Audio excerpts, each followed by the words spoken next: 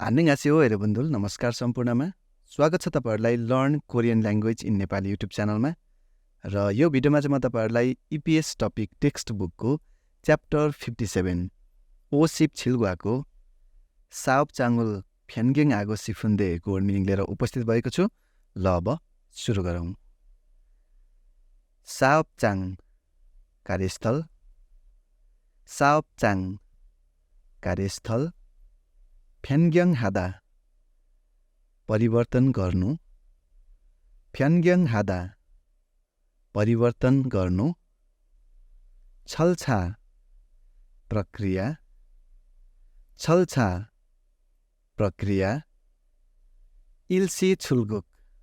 अस्थायी रूपमा जानु अथवा छुट्टीमा जानु,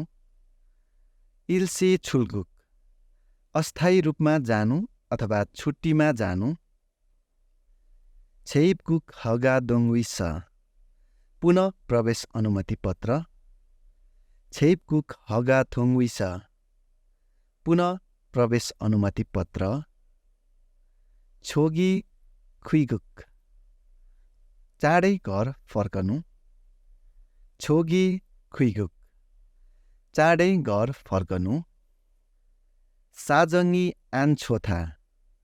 अवस्था राम्रो नहुनु, साजङ्गी आनछोथा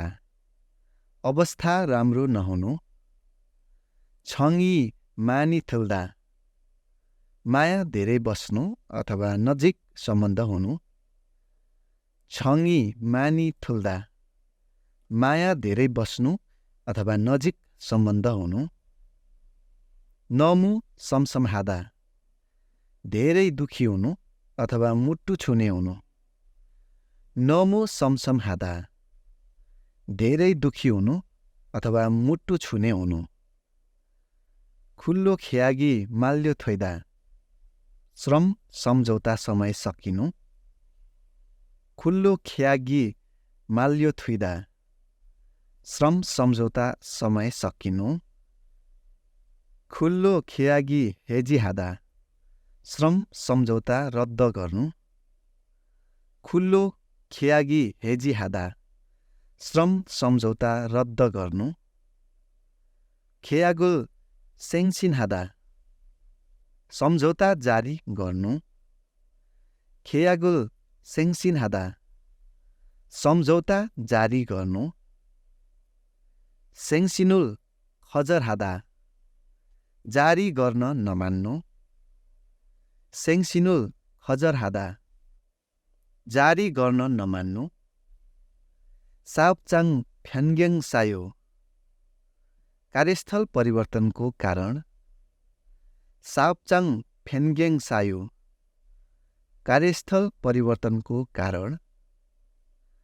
임금을 체불하다 तलब नदिनु,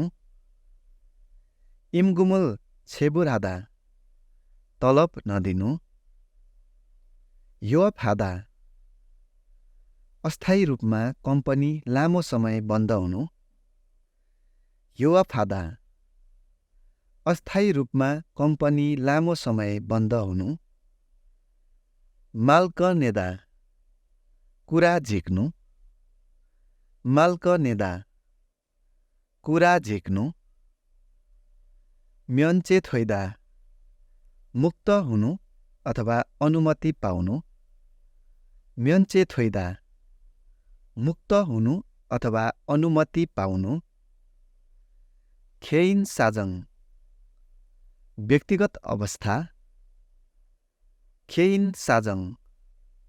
व्यक्तिगत अवस्था, छिबान साजङ घरायसी अवस्था, छिबान साजङ घरायसी अवस्था, फ्यङवान विराम अथवा रोग,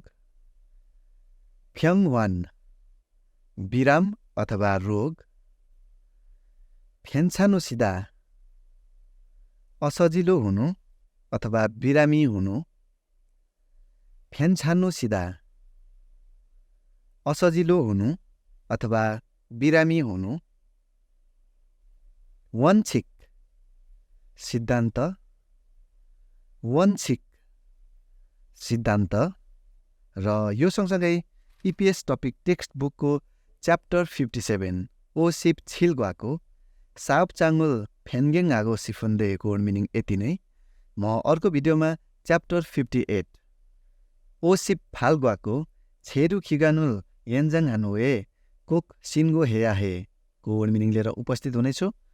तपाईहरु हेर्दै हुनुहुन्छ EPS टपिक टेक्स्ट बुकको 60 च्याप्टरको वर्ड मिनिङहरू र यो युट्युब च्यानलमा तपाईहरुले 60 च्याप्टरको वर्ड मिनिङको एउटा प्लेलिस्ट पाउनुहुनेछ, जुन प्लेलिस्ट भित्र गएर चाहिँ तपाईहरुले अन्य च्याप्टरहरूको वर्ड मिनिङको भिडियो पनि सुन्दै अध्ययन गर्नुहोला र